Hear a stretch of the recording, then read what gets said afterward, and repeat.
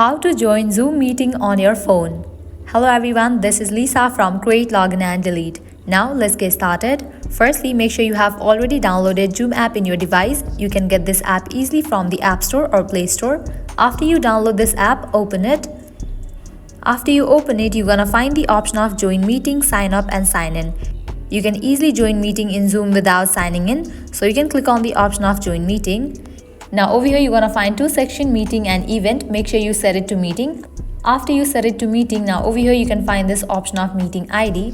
Now over here you have to type in the meeting ID. After you type in that, here you can type in your name and then click on the option of Join.